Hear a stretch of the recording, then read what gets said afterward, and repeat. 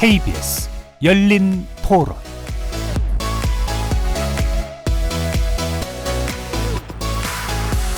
안녕하십니까. KBS 열린 토론 정준희입니다. 필요한 법안이라고 하면 강행 처리는 필요성이 있다라고 생각을 하고, 사실 검찰개혁이 너무 좀 늦어진 상황에서 지금 이제 정권 바뀌기 전에 뭐라도 해야 되니까 좀 급하게 처리를 하는 것 같아요. 그래서 안타까운 심정이고, 검찰개혁은 저는 그냥 분명히 필요하다고 생각을 하고 있기 때문에 마지막에 좀 졸속으로 처리되는 거는 보기는 좋지는 않습니다. 단독으로 이런 것들이 좋은 방법이라고 생각하지는 않지만, 검찰의 그 수사권으로 해서 남용되고 억압되고 그런 부분에 어떤 일면들이 국민들이 그 부분에 강력한 그런 마음을 약간 좀 대변하지 않았는가, 그래서 반성을 해야 되지 않는가, 저는 그렇게 생각하고 있거든요. 법안 상정은 단독으로 했지만 여야가 기존에 협의를 해가지고 중재안을 따르기로 했지 않습니까? 그런데 그 부분을 갑자기 뒤집은 거니까요. 합의를 깬 부분에 있어서는 야당의 책임도 좀 있지 않나라고 생각이 듭니다.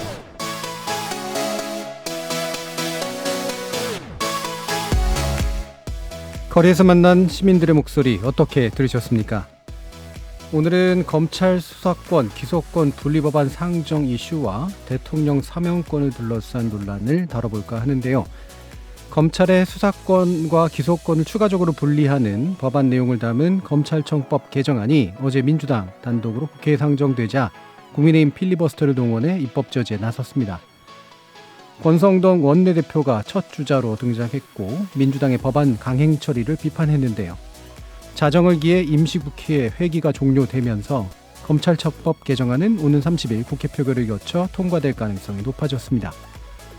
대통령 인수위 측은 6일 지방선거 때 검찰의 수사권 폐지 법안을 국민투표에 붙이는 방안을 제안하면서 여당을 압박했고요. 검찰은 헌법재판소의 권한쟁의 심판과 효력정지 가처분 신청을 꺼내들며 여론전에 돌입했습니다. 과연 이것이 법리적으로도 타당한 대응일지 한번 또 살펴볼 필요가 있겠고요. 또 다른 한편 문재인 대통령의 특별사면권 실시 여부도 주목되고 있습니다. 종교계와 여러 시민단체에서 특별사면 요청을 받은 상황인 만큼 사법정의 문제 그리고 여론의 추이를 우선하겠다는 문 대통령 입장에 변화가 있을지 관심이 모아지고 있습니다. 관련 내용 이어지는 2부에서 자세히 살펴보겠습니다. KBS 열린 토론은 여러분이 주인공입니다. 문자로 참여하실 분은 샵 9730으로 의견 남겨주십시오. 단문은 50원, 장문은 100원의 정보 이용료가 붙습니다. KBS 모바일 콩 그리고 유튜브를 통해서도 무료로 참여하실 수 있고요. 콩을 통해서는 보이는 라디오로도 만나실 수 있습니다. 시민 논객 여러분의 뜨거운 참여 기다리겠습니다. KBS 열린 토론 지금부터 출발합니다. 살아있습니다. 토론이 살아있습니다. 살아있는 토론, KBS 열린 토론. 토론은 라디오가 진짜입니다. 진짜 토론, KBS 열린 토론.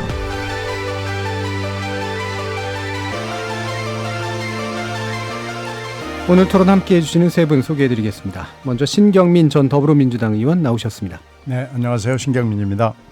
그리고 이정미 전 정의당 의원 자리하셨습니다. 안녕하세요. 김영우 전 국민의힘 의원 함께하셨습니다. 네, 안녕하세요. 반갑습니다. 자, 검수완박이라고 표현되는 실제로는 완박이 안 되고 있습니다. 예, 검찰청법에서 개정안의 내용들이 일단 국회에 상정이 됐고요. 현재 이제 국민의힘 그리고 검찰 윤 당선인 측이 모두 크게 반발하고 있는 그런 양상인데, 통과는 상당 부분 확실시되고 있는 이 시점에서 세 분 이 상황 어떻게 보고 있는지 먼저 간단히 듣고 시작해 보도록 하죠. 신경민 의원님 말씀부터 듣겠습니다. 일단 합의안이 중재안으로 나왔다가 깨지면서 민주당은 날개를 단 거죠. 모든 부담과 짐을 덜어버리고 5월 3일까지 아주 산뜻하게 달릴 수 있게 됐기 때문에 어저께부터 그저께부터죠. 사실 굉장히 국회가 소란하고 그렇지만 다 이건 통과 의례가 되어버렸습니다. 그래서 법안을 왜 지금 이렇게 해야 되느냐라는 논란과는 별도로 지금 현재 추진하고 있는 검찰청법 그리고 형사소송법 두 개의 법안은 국회법과 그 일정에 따라서 5월 3일 날까지 통과가 되고 이제 정부로 넘겨서 5월 3일 날 오후에는 공포까지 일사천리로 갈 수밖에 없게 됐는데요. 민영배 의원 위장 탈당하고 양양자 의원의 그 고백으로 해가지고 사실은 박홍근 민주당 원내대표가 위기에 봉착했습니다. 이게 동력을 거의 앵꼬 상태로 상실하게 됐는데 그 뒤에 이 합의가 파기가 되면서 오히려 지금은 권성동 의원의 판단력과 지도력에 심각한 문제가 제기가 된 거죠. 그래서 이게 5월 3일 날 끝나고 나면 아마 이제 정리를 할 텐데 권성동 의원은 좀 위험하게 됐어요. 네. 과연 원내대표로서 임무를 수행할 수 있을지 없을지 정도로 위험하게 됐고 박홍근 의원은 당내 내부의 여러 가지 문제에다가 국회의장까지 원군으로 다 그 문제를 풀고 권성동 의원한테 짐을 다 떠넘기고 국회의장을 한편으로 설득을 한 거고 대통령까지도 분명하게 애매모호한 표현을 벌이고 입장을 밝혔기 때문에 사실 이제 짐이 없습니다. 그냥 5월 3일까지 국회법에 따라서 그냥 가는 거죠. 어제가 그 시작이었습니다. 예. 이게 뭐 내용적으로 뭐 옳고 그름을 따지거나 뭐 여러 가지 논리적인 측면들을 따지기 전에 정치적으로 일단 네, 제 짐을 벗었습니다. 그렇죠. 확실하게 이제 레일 위에 올라섰다라고 이제 판단을 해주셨는데 뭐 앵꼬라는 전문적인 용어를 표현해 주시겠습니다만 예, 동력이 이제 상실이 됐다. 완전 역전이 된 거죠. 그러니까 권성동 의원 이렇게 원내대표 쪽의 동력이 이제 완전 상실되고 결국은 중재안 국면 이후로는 이제 박홍근 원내대표가 정치력이 상실될 뻔하다가 이제 되살아나는 그런 국면으로 결국 가게 됐다. 이런 냉정한 평가를 해주셨는데요. 이정민 의원도 말씀 주시죠.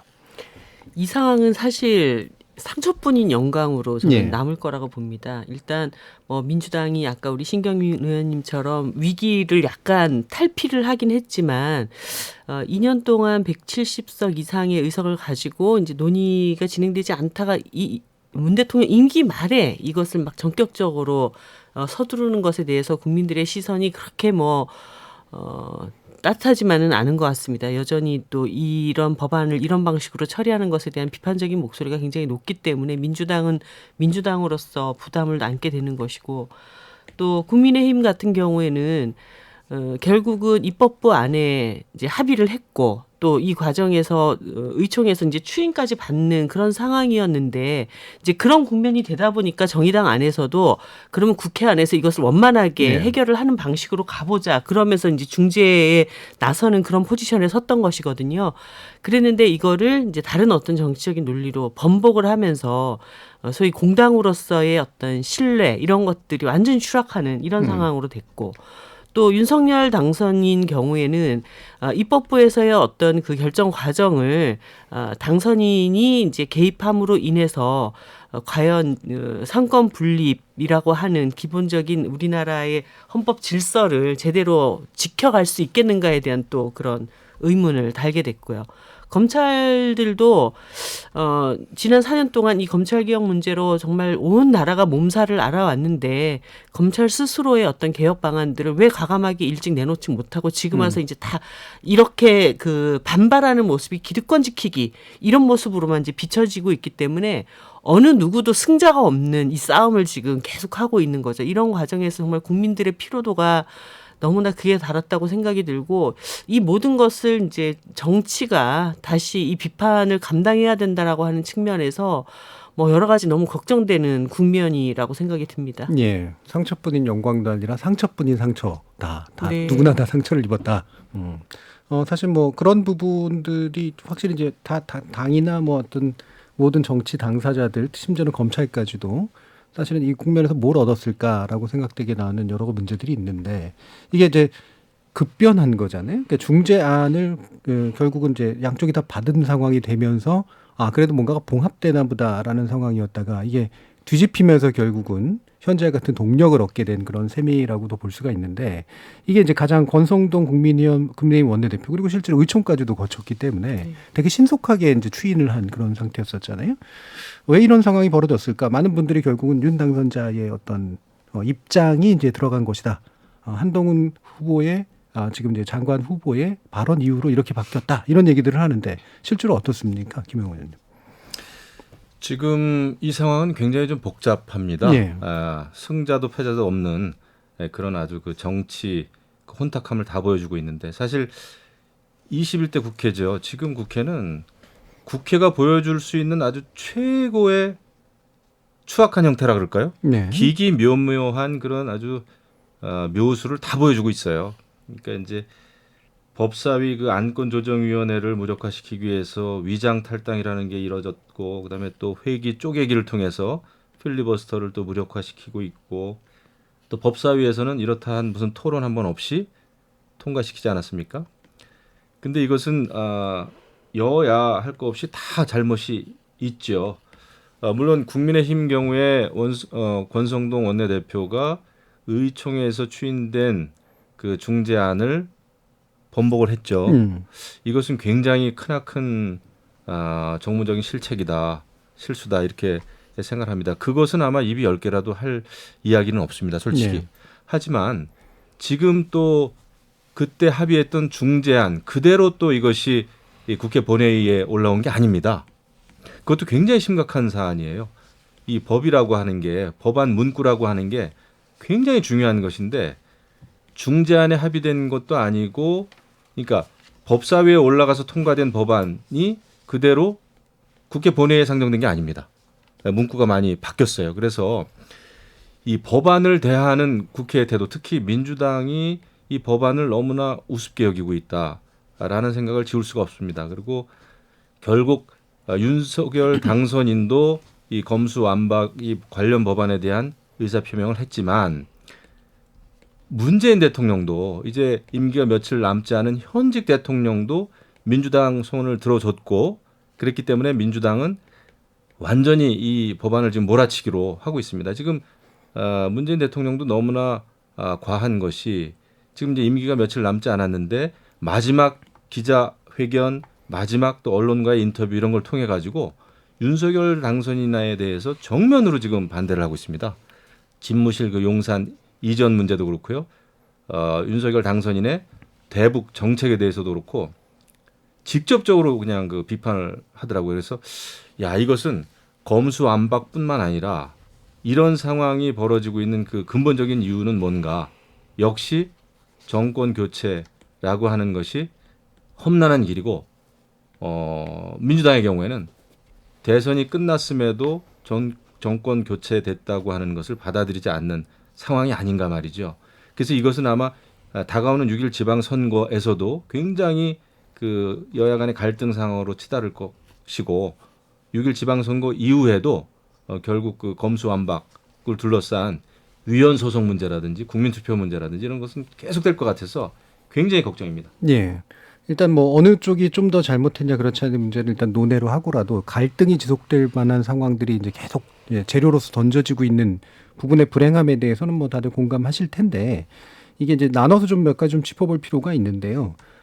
일단 이제 문구 수정 문제는 좀 이따 좀 얘기를 해보고요. 그게 문구 수정된 게 사실 또 국민의힘 쪽의 주장에 좀 더 가까운 쪽으로 이제 수정이 된 부분이라 이게 이제 절차적으로 맞느냐 아니냐의 문제도 좀 고민을 해봐야 되고요.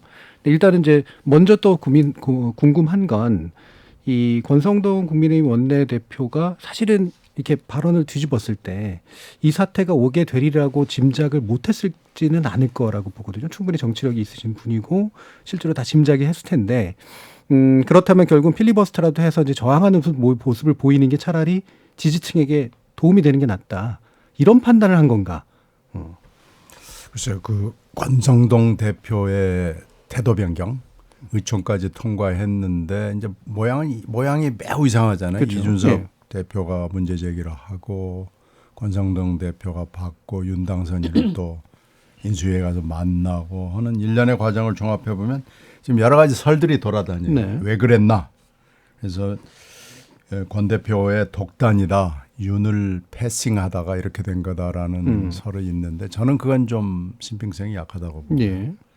물론 그날이 부산 일정이 있어서 당선인이 서울을 비운 건 맞지만 이런 중차대한 문제를 가지고 협의를 안 했을 리가 없다라고 보면은 그 당시에 윤 당선인이 일단 알았습니다 하면서 얘기를 듣고 해놓고 보니까 엄청난 반응들이 당의 지지자 내지는 검찰로부터 예. 쏟아져 나오면서 윤 당선인이 알았습니다 하면 결국 승인이 되어버렸는데 잘못하면 이게 당선인의 책임이 될 수도 있기 때문에 권 대표가 차라리 내가 책임을 지겠다라고 나온 거 아닌가라는 설이 저는 더 맞다고 보고요. 아니면은 정말로 비밀로 하다가 이게 지금 소통이 좀 원활하게 안 됐을 수도 있고 그래서 윤 당선인과 권 대표와의 사이에 무슨 일이 벌어졌느냐 하는 것이 이제 그 합의 파기가 이번 사태에 어떻게 보면 최고로 직접적인 원인이 된 거 아니겠어요? 그런데 이제 더 한 걸음 나가 보면은 그러면은 왜 이런 안에 대해서 원내대표가 중재안에 덜커덕 사인을 하고 의총에 와가지고 내가 다 불러줬다 이렇게 또 오만을 했는가 오만하게 얘기를 했는가라는 문제 생긴 거 보면 권 대표의 오해라고 그럴까 미흡하다고 그럴까 하여튼 판단력의 문제는 좀 있었던 것 같고 소통에도 문제가 있었던 것 같고 그래서 이게 지금 국민의힘 내부에 어떤 총체적인 문제 현재 인수위와 당과 원내와의 관계 총체적인 문제가 드러난 거 아니냐 이렇게 판단을 해요. 하여튼 이 문제는 이렇게 넘어갈 수는 없다는 당선인의 의지와 거기 그 중간 링커로서 한동훈 법무장관 지명자의 의지와 뭐 이런 것들이 다 복합이 돼 있어가지고 이게 5월 3일 날 통과와 공포가 돼도 끝나지 않을 것 같아요. 이게 계속해서 문제가 되고 물론 뭐 헌법재판소도 있고 또 여러 가지 뭐 국민투표 논란도 있고 이래가지고요. 점점 눈덩이처럼 커져서 이 문제는 쉽게 무마가 될 수 있을 것 같지 않아요. 굉장히 큰 현안으로 계속해서 여러 사람들을 골치 아프게 하게 될 것 같습니다. 제가 볼 때는 그 솔직히 국민의힘이 좀 안이했던 거는 사실인 것 같습니다. 이렇게 중요한 법안을 놓고 지금 113명인가요? 지금 국민의힘 의원들이 당시에 이것을 의원총회를 했을 때 40여 명 모였다고 그랬거든요. 그 반도 모이지 않은 상황에서 굉장히 짧은 시간 안에 이것을 의총에서도 통과를 시켜줬습니다. 그래서 저는 너무나 이것이 좀 안이하지 않았나 생각이 들고 그리고 이제 또 궁금한 것은 결국 권성동 원내대표와 당선인과의 의사소통인데 물리적으로 충분한 의사소통이 없는 걸로 보입니다. 저도 여러 의원들하고 좀 통화를 해봤는데 당시에 당선인이 이제 부산 일정이었고 하기 때문에 또 권성동 의원이 법조계 출신이기 때문에 보안 수사권, 검찰의 보안 수사권은 지켰다라는 걸 가지고 그 당 의원총회에서도 굉장히 이야기를 많이 했단 말이에요. 의원들을 설득을 했는데 하지만 결과적으로 봤을 때 보수 지지층, 국민의힘 지지층으로부터 굉장히 강력한 반대에 부딪혔습니다. 결국은. 그러고 나서 이제 여론에 떠밀렸죠, 사실. 그래서 이제 이것을 번복하게 되는 결과까지 초래가 됐는데 이것은 정무적으로 큰 실책을 범했다 생각이 되고요.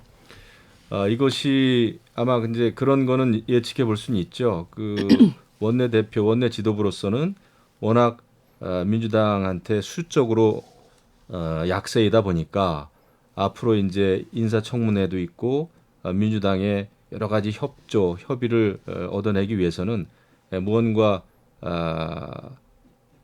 양보를 해주는 것도 좀 필요했겠죠. 하지만 이것이 가져올 이 후폭풍에 대해서 예측을 잘 못했던 것 같습니다. 사실 이것은 검수완박 관련 법안과 관련해서는 민주당에 대해서 사실 정의당에 계신 분들도 그렇고 뭐 참여연대니 민변이니 뭐 변호사협회, 변협 또 일반 그 전문가들도 그렇고 전부 반대를 많이 하지 않았습니까?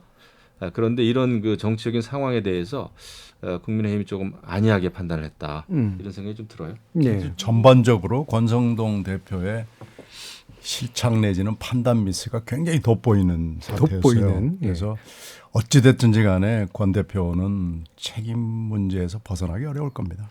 저는 조금 이제 다른 각도에서 말씀드리고 싶은데 이게 상식적이지 않은 일이 벌어졌을 때는 그것에 합당한 이유가 반드시 저는 있다고 보거든요. 그 권성동 원내대표께서 의총에서 이 합의안을 얘기를 할 때 지금처럼 이 법안은 정말 말도 안 되는 법안이다 이렇게 얘기하지 그렇죠. 않았다는 거죠. 예. 그러니까 꽤나 뭐 노력을 해서 합의점들 거리를 좁혀놓은 법안이다고 오히려 이제 역으로 설득을 하셨던 예. 상황이었는데 뭐 인수위도 일정하게 뭐 그래서 그 승인을 했던 과정이 있었고 근데 이 며칠 만에 상황이 완전히 번복됐던 것은 국민의힘 나름대로의 어떤 다른 의도나 전략이 이 안에 개입됐다라는 생각을 지울 수가 없는 거예요. 예. 그러니까 최근에 국민의힘 안에서 몇 가지 좀 악재가 있었습니다. 예를 들어 당대표의 그 징계위 그렇죠. 해부 문제 해부 문제. 이런 게 있었고 그다음에 지금 인사청문회를 앞두고 정말 그 인사가 거의 참사 수준이다라고 얘기가 나올 만큼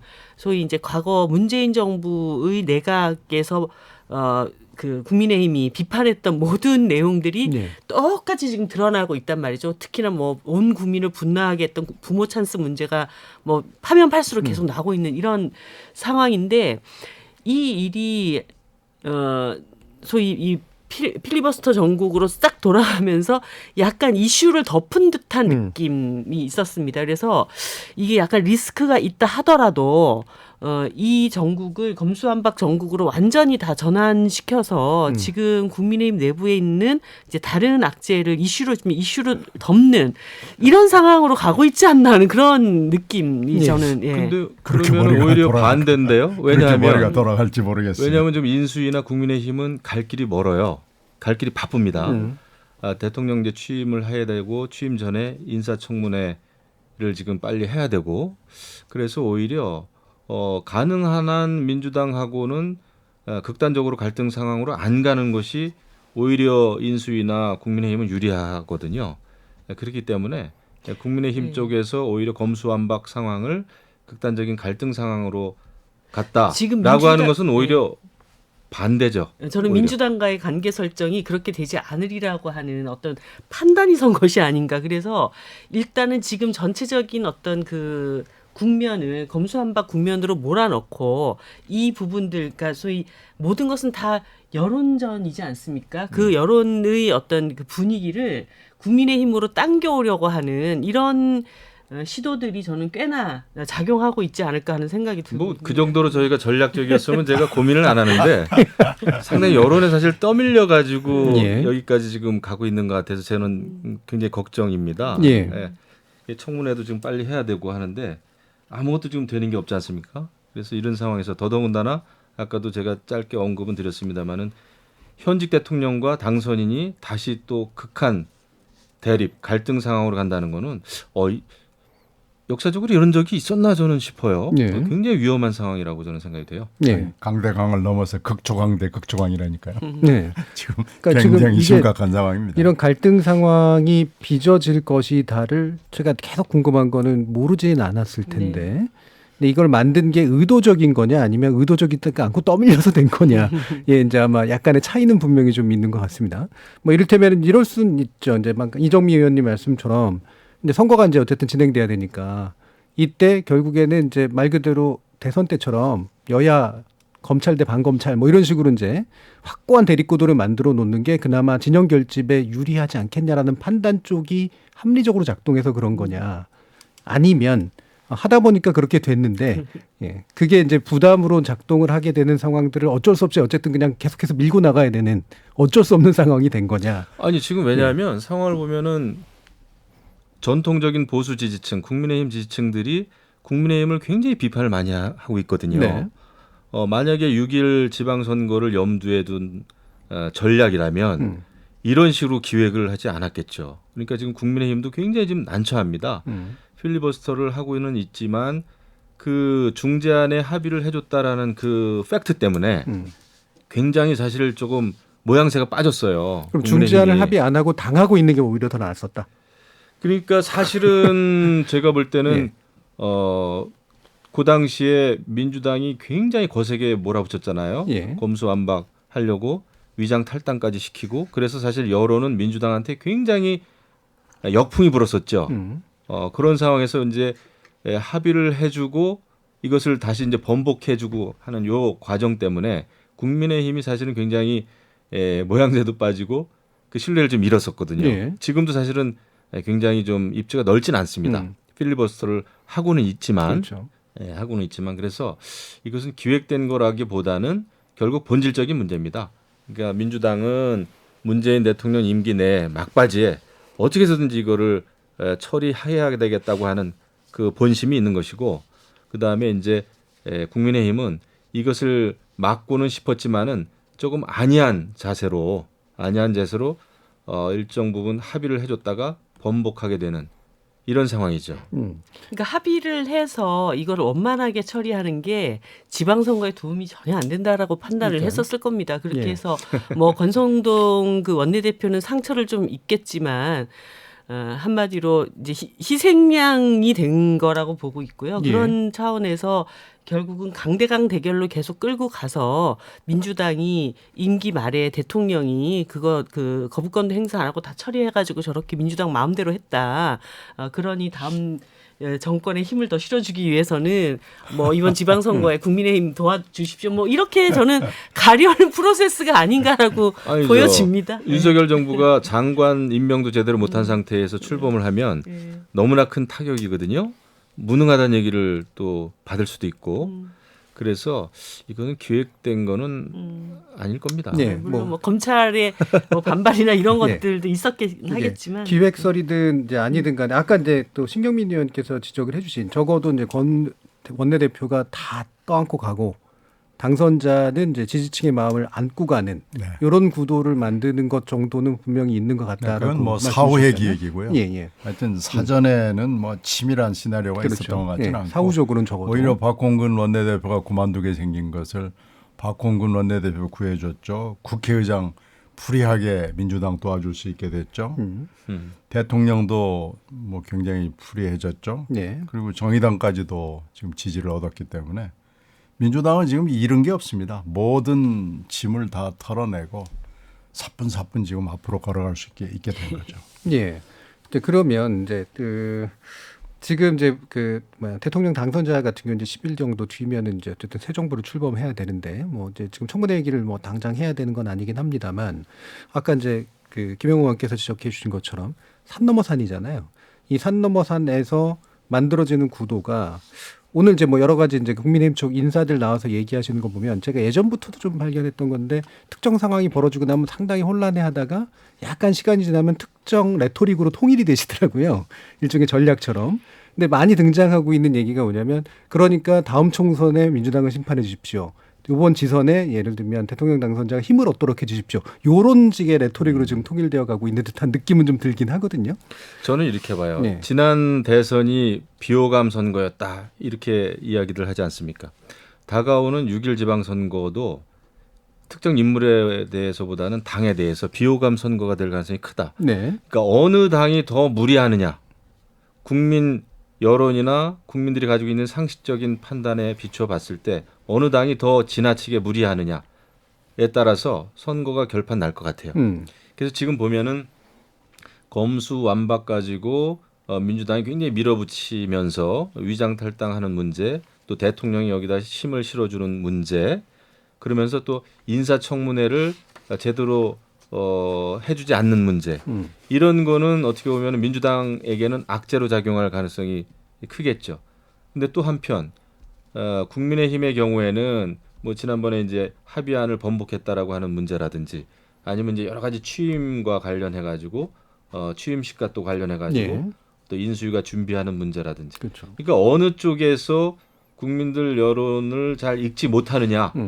이것 때문에 비호감 선거로 갈 가능성이 크고 더더군다나 지방선거는 투표율이 낮지 않습니까? 대선보다는 훨씬 낮거든요. 이런 상황에서는 조금 마음에 안 들면 투표장에 안 나가 버릴 가능성이 커요, 유권자들이. 예. 고관여층 위주의 선거가 되는 예, 그래서 누가 더 크게 실수하느냐. 실수하는 쪽이 지게 돼 있다. 이런 생각이 좀 들죠. 예. 신경민 의원도 어떻게 보세요? 그건 분명하죠. 투표율 낮다는 것은 뭐 누구나 다 아는 건데 이제 문제는 자 이렇게 됐으니까 우리를 도와달라고 서로 지금 양당이 얘기할 거 아니겠어요. 그런데 지금 윤 당선인이 이나 국힘당이 여러 가지 실수를 지금 한 거란 말이에요. 그 대표적인 게 지금 집무실 문제하고 관저 문제에서 큰 실수를 했고 검수완박에서도 이 합의를 파기하면서 실수를 또 한 거고 인사청문을 보니까 인사에서도 뭐 좀 잘한 게 하나도 없다. 지금 이렇게 돼 있고 표결도 이제 다음 주나 그 다음 주쯤에서 5월 11일 전후에서 있게 될 텐데 여기에서도 이렇게 가면 이게 어떻게 될지 잘 모르겠단 말이에요. 그리고 또 틀림없이 정부조직법 등 법안 문제 있을 거고 예.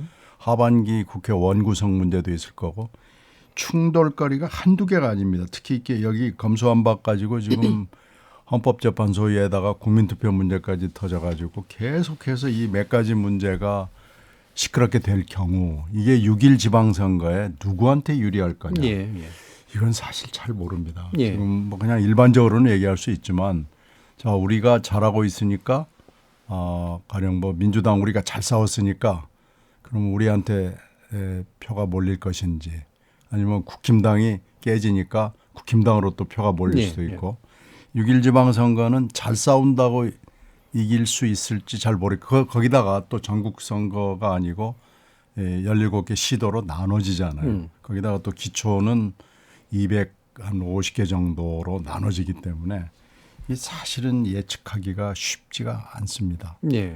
그래서 잘 싸운다고 멋있게 싸운다고 표를 가져올 것이냐는 저는 잘 모르겠습니다. 그렇죠. 잘하건 못하건 간에 어떤 이유가 표심으로 움직일지 네. 참 보기 어려운. 그건 좀 예측하기가 쉽지 않습니다. 예. 이정민 의원님.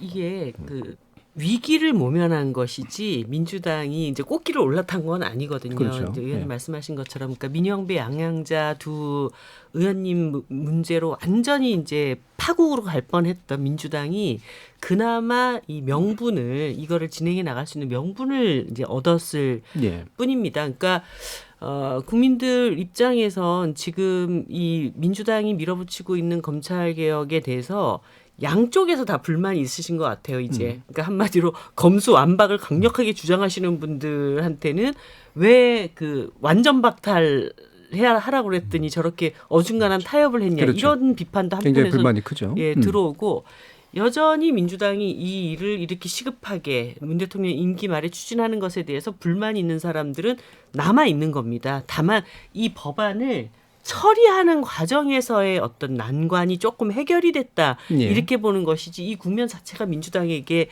어떤 유리한 국면으로 전환됐다. 이렇게 보기는 어렵기 때문에 이 법안이 처리된다고 해서 지방선거에서 민주당에게 좀 유리한 어떤 상황이 될 수 있지 않을까. 저는 그렇게 낙관하기는 굉장히 어렵다 생각합니다. 그러니까 지금 이게 선거 때 또 어떻게 될지는 이제 지속적으로 지켜봐야 되는데 한 달 정도 남았고요. 근데 적어도 지금 이제 당선자 측과 국민의힘 그리고 검찰까지 포함해서 이 반대하는 쪽에서는 이 안의 문제점을 지속적으로 여론화시키려고 노력하는 양상으로 갈 것 같아요. 그러니까 포기하고 그냥 다른 것 쪽으로 가기보다는 계속 끌고 가려고 하는데 이를테면 이제 문 대통령이 거부권 행사를 요구한다라든가 실제로 가능성이 별로 없어 보이는데요.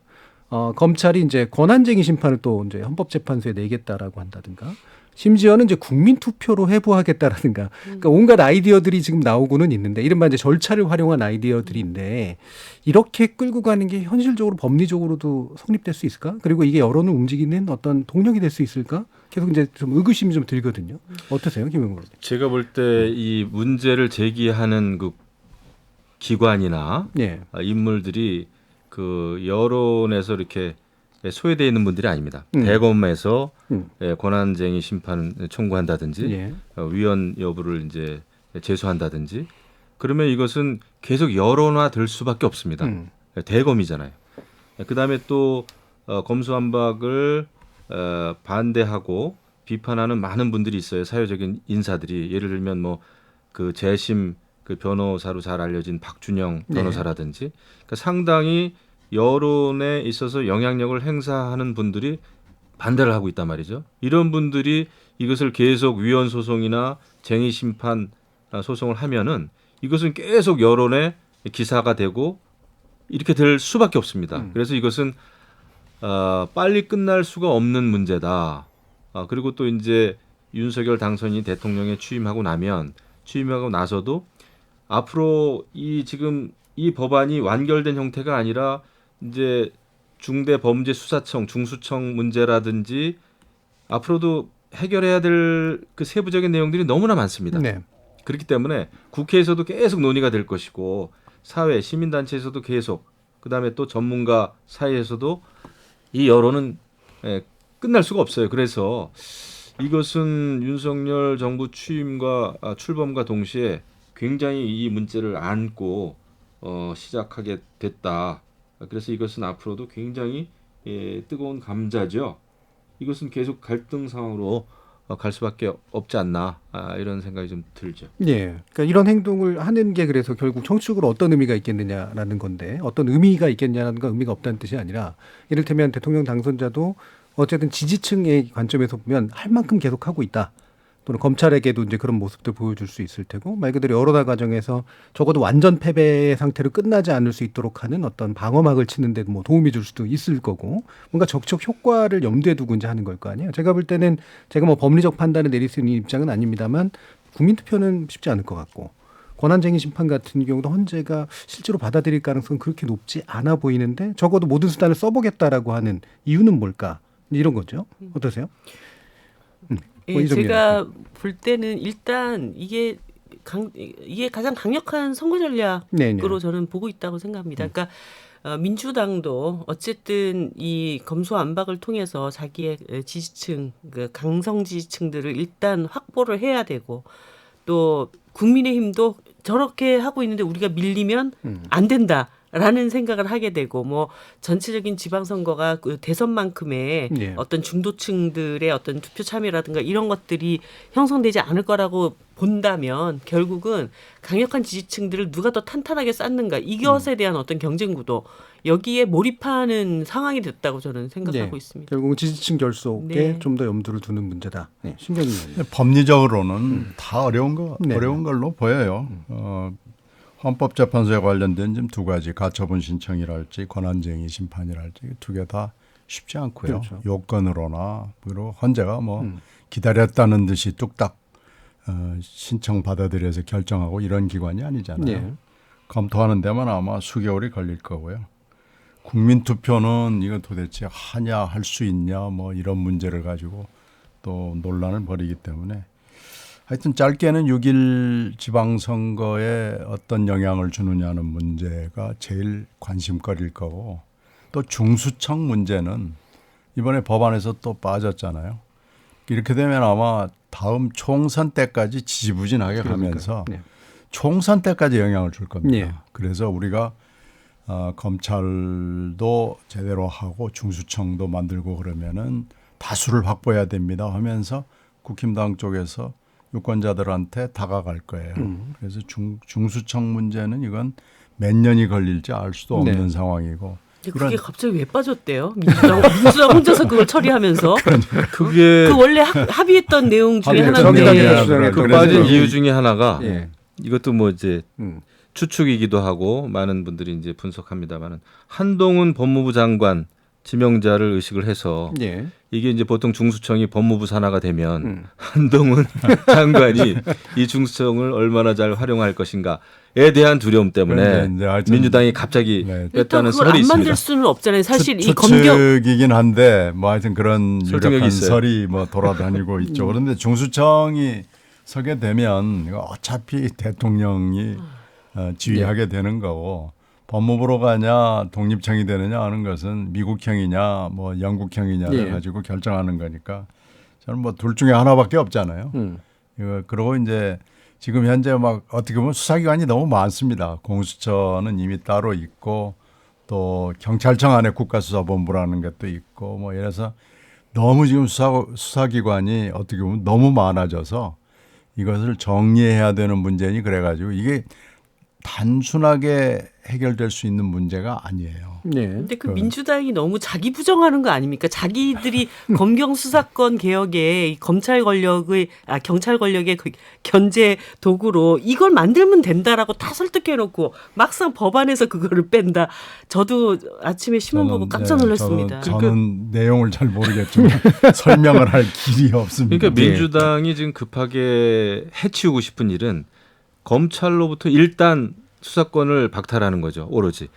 그 수사권이 어디로 가는 거에 대해서는 이제 큰 관심이 있기보다는 지금 문재인 정부는 워낙 검찰한테 딘 정권 아닙니까?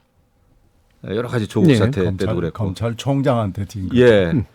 그렇기 때문에 일단 뺏고 보자. 예. 이 권력이 뭐 어디로 수사권이 어디로 가든지 간에 그러다 보니까 졸속 이런 그 법안 처리 과정이 나오는 거고 저도 정말 처음 들어봤어요. 이렇게 법사위에 올라갔던 법안이 다시 또 국회 본회의로 올라갈 때 그런 그 문구들이 이런 게 굉장히 중요한 내용들이 빠져 있거나 변경되거나 일반 지금 국회의원들도 아무런 이 내용 변화를 잘 모를 겁니다.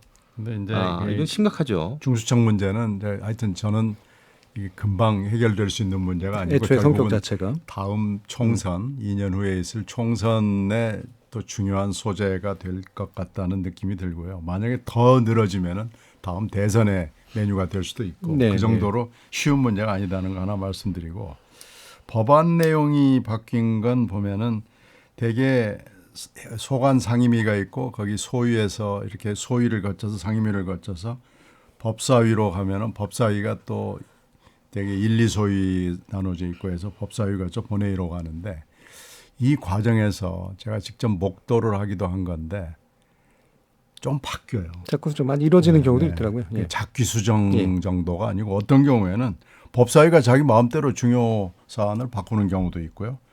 상임위 소위에서 했다가 상임위에서 바뀌는 경우도 있고 또 어떤 때는 본회의에 올라갈 때 은근슬쩍 바꾸는 경우도 의안이 있더라고요. 살짝 그래서 바뀌는. 저도 국회에 있으면서 아니 이 지금 여러 단계인데 상임위의 소위, 상임위, 법사위 소위, 법사위, 본회의 이렇게 해서 5단계를 거치면서 핵심적인 단어가 바뀌는 경우를 보고 이게 좀 맞는가? 그럼 분명히 처음부터 다시 시작하든지 예. 이래야 되는 거 아닌가? 특히 법사위가 상임위의 상임위라는 이유로 어떤 때는 법안의 그 취지를 훼손하는 경우가 있습니다. 네. 그것 때문에 싸움이 나는 경우도 있고 이래서 이 부분은 이번 기회에 지금 우연히 그 국민들의 관심을 받게 된 거예요. 네. 이건 국회가 한번 심각하게 논의를 해봐야 됩니다. 네, 알겠습니다. 자, 이 부분도 사실 방금 말씀 주신 것처럼 기존의 이제 국회 또 입법 구도 자체에 대해서 근본적으로 좀 고민해보는 그런 계기가 된 것도 사실인 것 같고요. 일단 일부에서는 지금 이제 검찰 수사권 분리 법안의 상정 이후의 문제를 좀 짚어봤고요. 이어지는 2부에서 이제 정권 교체 과정에서 문 대통령이 할 수 있는 일이란 무엇인가에 관련된 이야기 몇 가지 나눠보도록 하겠습니다. 여러분은 KBS 열린 토론과 함께하고 계십니다. 토론이 세상을 바꿀 수는 없습니다. 하지만 토론 없이 바꿀 수 있는 세상은 어디에도 없습니다.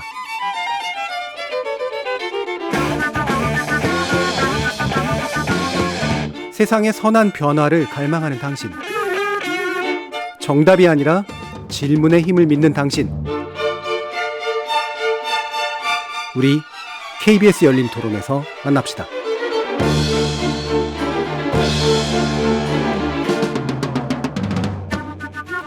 KBS 열린 토론 제2부는 물러나는 대통령의 사면권, 행사 어떻게 이루어져야 될까라는 주제로 김영우 전 국민의힘 의원, 이정미 전 정의당 의원, 신경민 전 더불어민주당 의원 이렇게 세 분과 함께 하게 되겠습니다.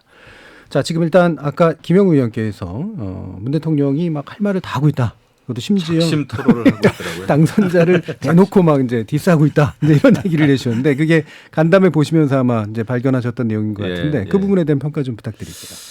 그러니까 이제 지난 5년 동안 문재인 대통령 뭐 애 많이 쓰고 수고하셨죠. 하지만은 물러나는 마당에 당선인에 대해서 작심 토론을 하면서 비판을 하는 것은 굉장히 문제가 있다 생각합니다. 새롭게 당선된 당선인은 이제 새롭게 국정 운영을 해야 될 주체인데 여러 가지 대북 정책이라든지 그러니까 윤석열 당선인이 북한에 대해서 했던 문제 선제 공격이라든지 뭐 이런 이야기를 했었죠. 근데 이것은 한 정부 한 정권의 커다란 정책 방향이기도 합니다. 네. 그래서 그 말이 옳든 그렇든 아니면 잘된 것이든 잘못된 것이든 그 판단을 현직 대통령이 해버리면 어떻게 대북 정책을 할 수가 있겠어요. 그래서 문재인 대통령이 당선인한테 그걸 주문했더군요. 대통령으로서 이제 무게를 가져야 된다. 네. 발언할 때는. 근데 저는 거꾸로 지금 현직 대통령인 문재인 대통령에게도 그것은 적용되는 말입니다. 그래서 그리고 집무실 용산 이전에 대해서도 아주 강한 톤으로 비판을 했더라고요. 지난번에 두 분이 만났을 때는 여러 가지 그래도 뭐 의례적인 차원의 얘기였는지 모르겠지만은 도와주겠다, 열심히 하시라, 성공한 대통령으로 남아주길 바란다 이런 얘기를 문재인 대통령이 했단 말이죠. 그런데 지금에 와서는 당선인의 모든 부분에 대해서 이렇게 강하게 비판을 하면 더더군다나 검수한 바 가지고 지금 여야가 국회에서 이렇게 부딪히고 있는 상황에 도대체 새로운 정부에 대해서 도와주는 게 아니죠. 이런 식으로 정권 교체가 된다는 것은 이것은 우리 국민에게 불행이다라는 생각을 합니다. 그런 의미에서 저는 이번에 문재인 대통령의 그 토로 정말 작심 토로구나. 이거 굉장히 좀 위험하다 이런 생각을 했어요. 예. 그럼 어느 정도로 이제 물러나는 현직 대통령이 새로 들어오는 대통령에 대해서 이제 언급을 하는 게 적절할까? 사실 이제 정확한 사항이 있진 않은데 아마도 이제 말씀을 들어보면 뭐 일정하게 간접적으로 좀 받으면서 입장은 얘기하되 굳이 뭐 대놓고 이제 비판하는 그런 방식은 아니어야 된다. 뭐 이런 정도로 읽히긴 하는데요. 이정미 의원께서는 어떤 생각이신가요? 제가 이 정치를 시작을 할 때 노무현 대통령께서 쓰셨던 이제 운명이다라는 책 그 뒷부분을 보면서 아 정치의 그 마무리는 이렇게 하는 것이구나 하는 굉장히 깊은 감명을 받은 적이 있었습니다. 뭐냐면 이제 그 현업에 있었을 때는 어쨌든 그 자신이 해나가야 되는 일의 정당성을 확보해야 되기 때문에 뭔가 자신의 일을 성찰하고 돌아볼 틈이 없어요. 그러니까 일단은 잘하고 있는 것이다. 이렇게 계속 방어를 해야 되잖아요. 근데 그 마지막에 당신께서 이제 대통령직을 수행하면서 되돌아보니 그 노동유연화를 너무 강하게 해서 사실 이제 노동 안전 기반이 좀 무너진 것, 그다음에 그 복지 정책을 수행할 때 너무 많은 사람들이 나의 이 복지 시스템 프로세스에 대해서 문제 제기를 했기 때문에 찔끔찔끔 갔던 게 오히려 참 나는 후회스럽다. 더 성큼성큼 갔었어야지. 어차피 두들겨 맞는 건 똑같이 두들겨 맞는 건데 이런 식의 얘기들. 이런 게 뭔가 자신의 어떤 그 4년을 지나놓고 나서 자신의 정치를 돌아보는 이런 태도에 대해서 제가 많이 배워야 되겠다 이런 생각을 했었거든요. 근데 이제 대통령께서는 이번에 문재인 대통령께서는 오히려 4년 동안 하지 않으셨던 이야기, 그 정당성을 마무리에 너무 강조를 많이 하셨던 것 같아요. 제가 조금 이제 놀랬던 것은 이제 갈라치기 정치에 대해서 어떻게 생각하냐고 얘기를 하셨을 때, 물론 그것이 더 심하게 했던 상대 측이 있긴 하지만 뭐 그 얘기를 하려고 하는 것은 아니잖아요. 그 임기 4년 동안 있어 왔던 이런 어려움에 대해서 본인이 이 부분을 어떻게 떠안고 이후에 대통령직을 내려놓고 나서 대한민국 정치의 어른으로서 이런 문제들을 어떻게 바라봐야 된다라고 하는 이런 굵직굵직한 어떤 그 이야기들이 좀 남겨져야 되는데 내가 했던 게 무슨 갈라치기냐, 더한 사람도 있지 않았냐, 좀 이런 식의 뉘앙스로 얘기를 하신다든가 지금 이후에 취임할 대통령 당선인에 대해서도 더 잘해주기를 원한다, 이런저런 갈등과 어려움이 있다 하더라도 더 길을 열고 좀 뭐라고 해야 되나, 통합의 정치를 잘해주기를 바란다, 이런 수준에서 얘기를 충분히 할 수 있는 것을 너무 구체적으로 이제 비판을 하시고 이러다 보니까 퇴임한 대통령의 정치의 어떤 어른으로서의 포지션들을 좀 만들어가는 그런 노력들, 이런 게 좀 부족하시지 않았나, 이번 인터뷰가 그런 생각이 들었습니다. 그러니까 이제 자신이 해온 것에 대해서는 되도록이면 반성 위주로 얘기하고 앞으로 할 사람에 대해서는 이제 덕담 위주로 얘기를 하는 게 좋지 않았을까, 이런 정도의 생각이시네요. 신경미 의원님 어떠세요? 그래서 그 사이에 뭐 5년 동안 애매모호한 화법을 구사했죠, 문 대통령께서. 그러다 이번에는 너무 솔직 토크를 한 것 같아요. 저는 오히려 그냥 이왕 한 거 그냥 한번 한 것도 잘했다라는 느낌은 좀 있는데 몇 가지 아쉬운 점은 있습니다. 특히 이제 사람들 관심을 많이 끌었던 게 집무실 문제하고 관저 이전 문제인데 마땅하지 않다라는 표현을 썼어요. 근데 지금까지는 그렇게 얘기를 안 했거든요. 지금까지는 뭐 굉장히 덕담 비슷하게 뭐 도와드리겠다 뭐 이런 식으로 했는데, 글쎄 좀 속도 조절이 됐으면 좋았겠다라는 아쉬운 점 정도로 지적을 하고 끝났으면 좋을 텐데 마땅하지 않다는 문 대통령한테 어울리지 않는 굉장히 강한 평가를 네. 벌였거든요. 그런 대목이나 오히려 저는 그런 대목보다도 더 좀 이거 좀 뭐가 좀 모자라는 대담이었다, 회견이었다라고 생각이 되는 게 부동산 문제랄지 뭐 이런 그 지나간 과거에 대한 평가를 하는데 일반의 평가하고 많이 달랐습니다. 그래서 왜 그런 평가를 내렸을까? 그걸 듣는 시청자나 국민들이 이거 우리 생각하고 좀 많이 다른데 왜 그럴까? 근데 충분히 설명은 또 없었고 그래서 오히려 이런 건 좀 더 자세하게 설명을 하든지 만약에 시간이 모자라면 그 일반의 평가를 좀 존중을 해주는 방향으로 멘트가 나갔으면 어떻나 하는 생각이 들고요. 글쎄 지금 그 사이에 약속했던 대로 언론과의 회동이 많지 않았습니다. 예. 원래 대통령 선거 즈음에는 굉장히 자주 만나겠다.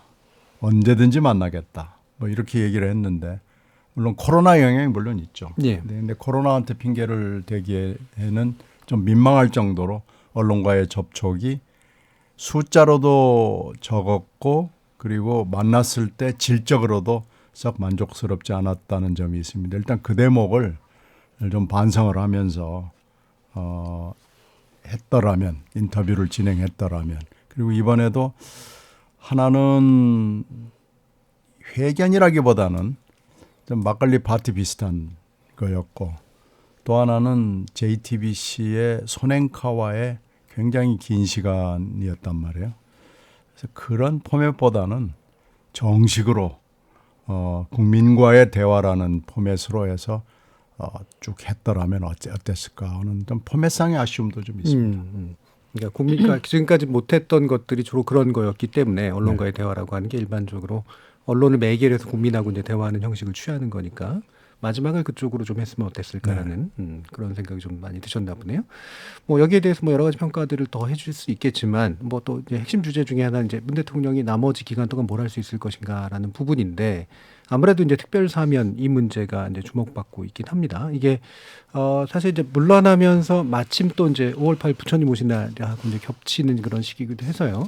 특별 사면이 이루어져야 된다라고 또 주장하시는 불교계 인사들도 있습니다. 주로는 이명박 전 대통령이나 김경수 전 지사, 또 정경심 교수에 관련된 내용들 이런 것들인데 일단 사면은 어느 정도 좀 이루어질 것 같으신지 어떻게 전망하세요, 신 의원님? 지금까지는 뭐 전혀 안 한다는 표현 비슷하게 나왔는데 이번에도 또 이 부분에 관한은 또 애매모 화법이 나왔어요. 예. 할 것 같기도 하고 안 할 것 같기도 하고 두 가지 다 이건가 저건가 하게 좀 하는데 애매모 화법으로 보고 또 5월 8일이라는 게 우연히 퇴임하기 하루 전이고 그렇죠.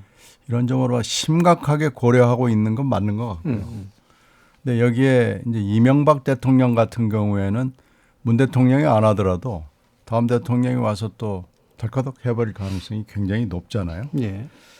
거기에다가 이제 김경수 전 지사의 문제가 따로 있어서 만약에 해야 된다면 두 사람을 집어넣어서 하는 쪽으로 갈 수밖에 없지 않나 하는 생각이 들고요.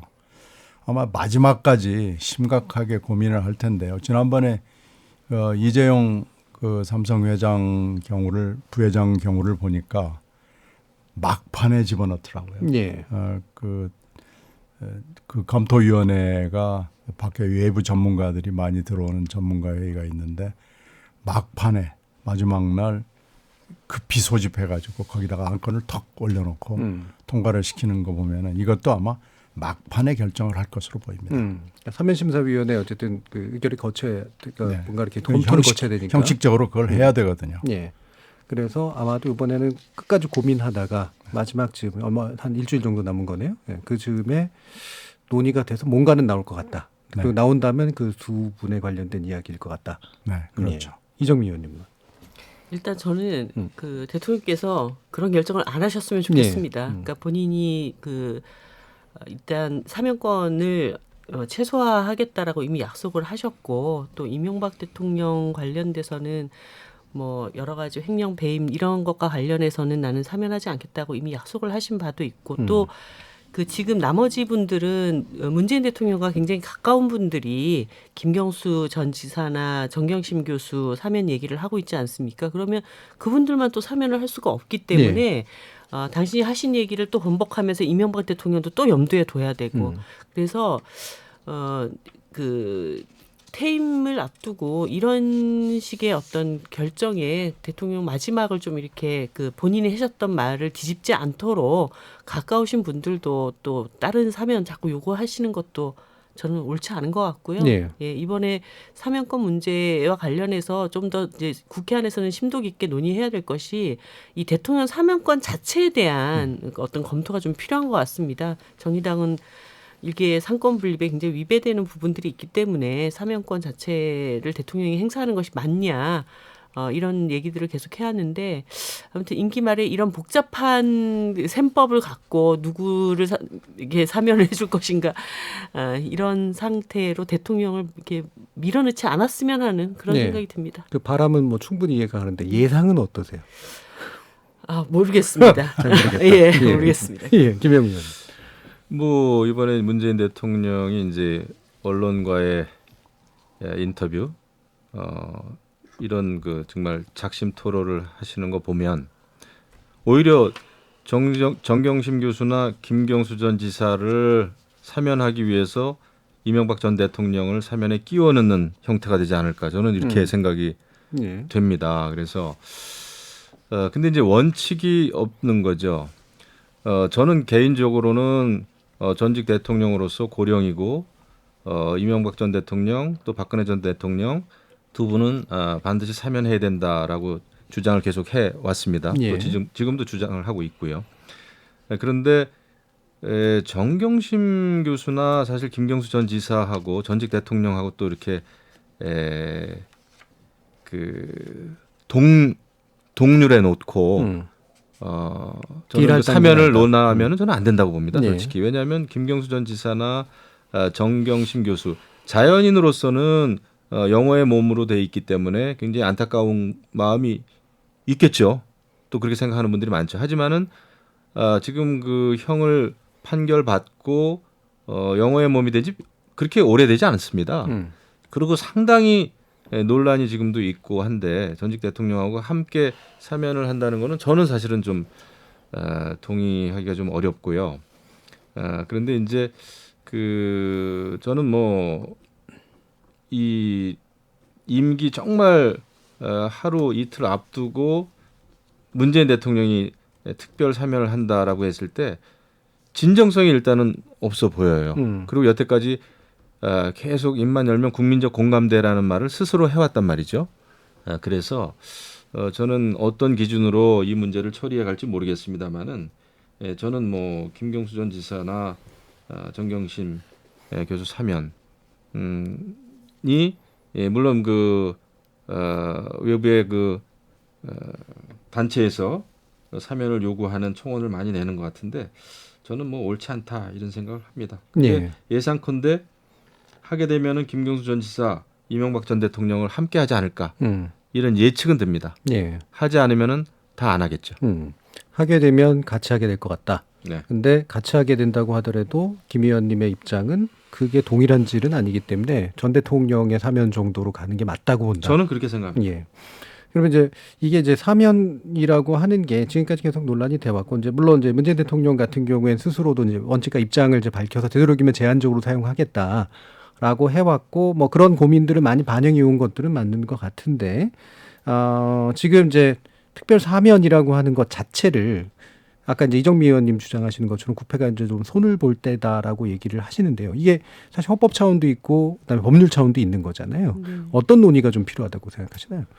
일단 그 헌법 11조에 그 법 앞에 만인은 평등하다는 원칙 뭐 이것에 일단 위배가 되죠. 그러니까 어떤 사람은 죄를 지었는데 누군가의 배려로 그 죄를 다 갚지 않고도 나올 수 있고 어떤 사람은 또 그 죄값을 다 치러야 된다라고 한다면 이 헌법 자체의 정신에 위배되는 것이기 때문에 뭐 오래전부터 이 사면권 자체가 이제 논란이 됐고 또 이제 사법부의 판단을 행정부가 뒤집을 수 있다라는 것에 대해서는 상권 분립에 또 위배되는 네. 것이기 때문에 제가 볼 때는 뭐 우리가 대통령제를 계속 이렇게 고집을 하는 한은 그 상권 분립과 헌법 정신의 그 기초한 법률 정비가 필요하다 이렇게 봅니다. 예, 신 의원님. 그래서 이게 대통령제, 특히 대통령제에서 이게 있는 건데 이게 논란은 뭐 그 사이 계속 있었지만 절차를 까다롭게 하면은 사면복권의 취지에 또 어긋나고 그래서요. 예. 이 사실 묘수를 찾지 못했고요. 미국에서도 이 문제 가지고 맨날 논란을 벌이는데 아직까지도 해법을 찾지 못했습니다.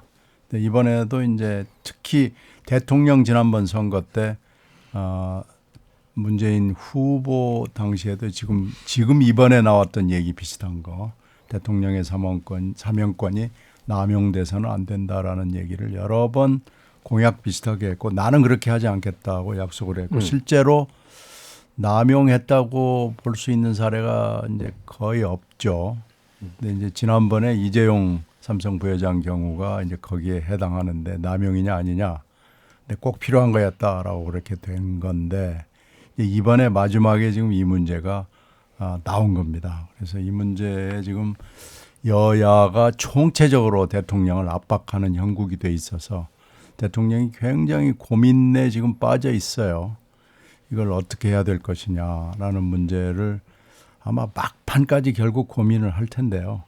저는 하여튼 어떻게 결론을 낼지는 모르지만 두 가지 결정이 어디로 나든지 간에 굉장히 심각한 고민 끝에 나오는 결정이 될 것이다 라는 데는 동의합니다.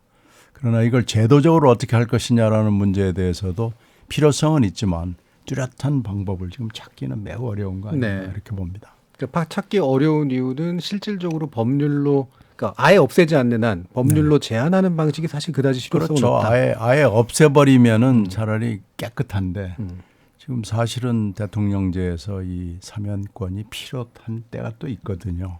그래서 이걸 다른 나라에서도 별로 그렇게 이걸 까다롭게 하면은 의미가 없어져 네, 버리고요. 또 아무렇게나 대통령이 알아서 해라 그러면 또 아무것도 아니고 그래서 대통령이 스스로 절제하는 것 외에는 지금 별로 방법을 못 찾은 거죠.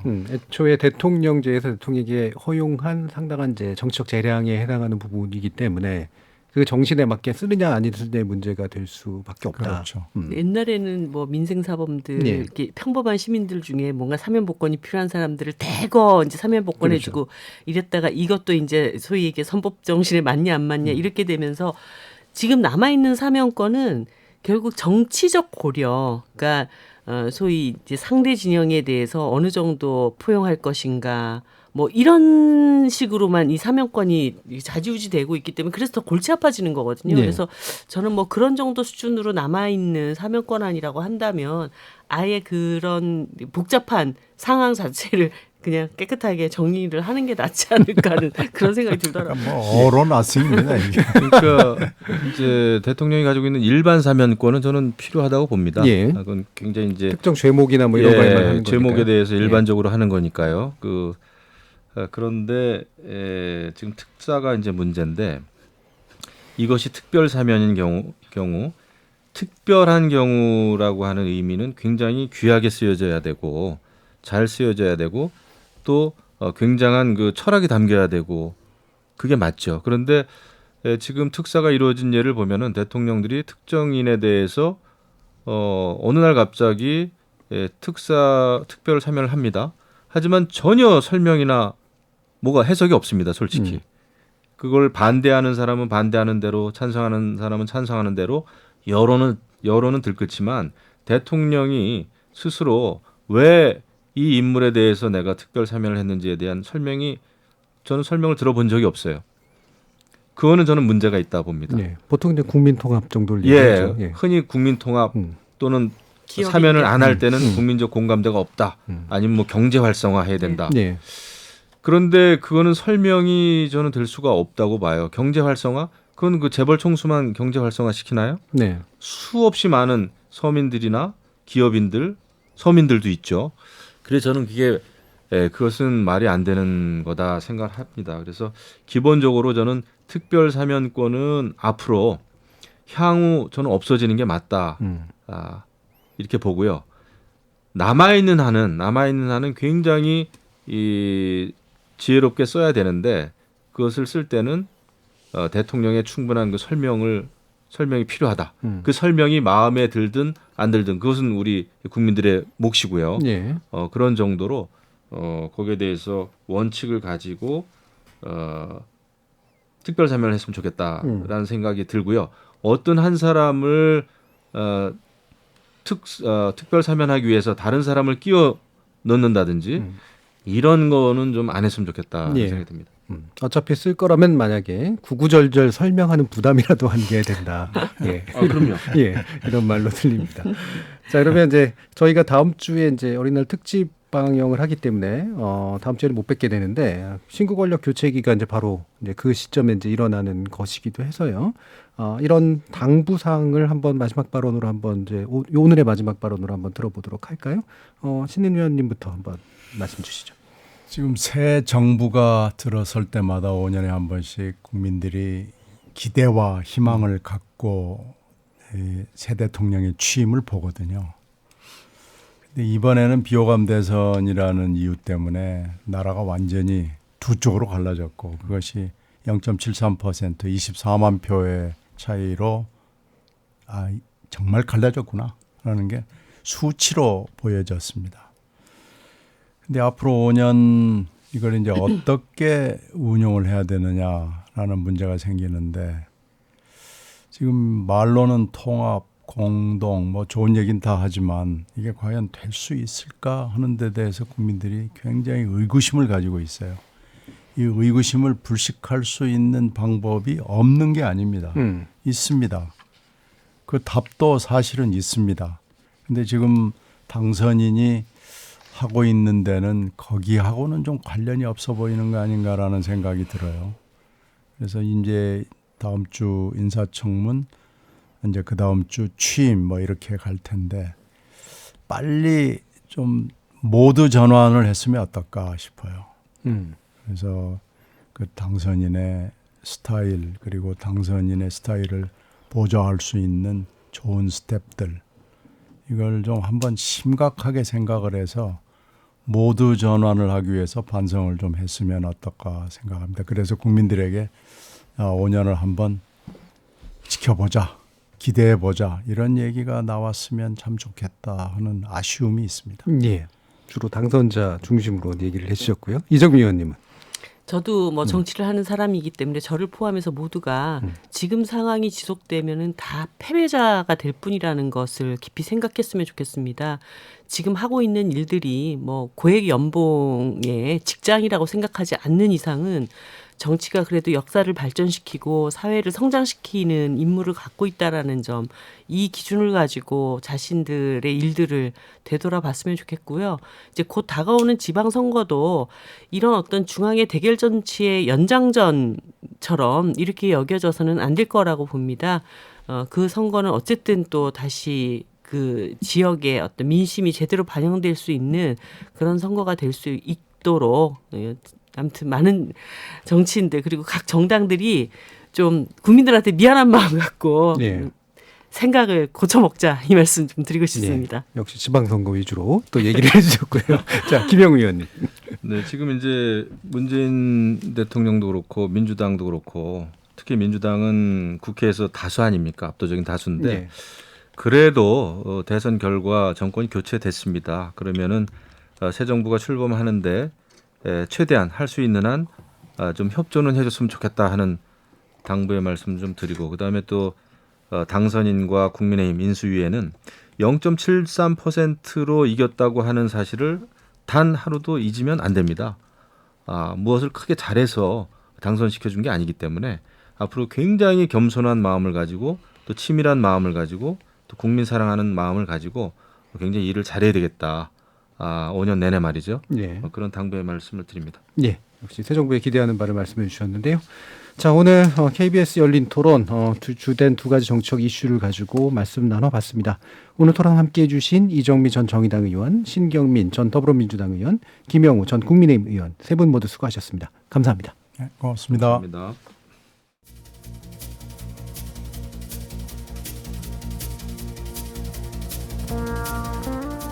새 정부 출범이 열흘 정도 남았습니다. 그리고 전국 동시 지방선거가 한 달가량 남았죠. 정부 출범과 함께 사실상 선거 국면에 돌입하고 나면 과연 새 정부가 무엇을 할 수 있는지 여전히 불투명해 보이는 국면이 지속되지 않을까 싶습니다. 부디 새 정부의 맛을 좀 일찍 봤으면 좋겠는데요. 이왕이면 다수 국민이 참 맛나다라고 느끼는 맛이었으면 좋겠습니다. 지금까지 KBS 열린 토론 정준이었습니다.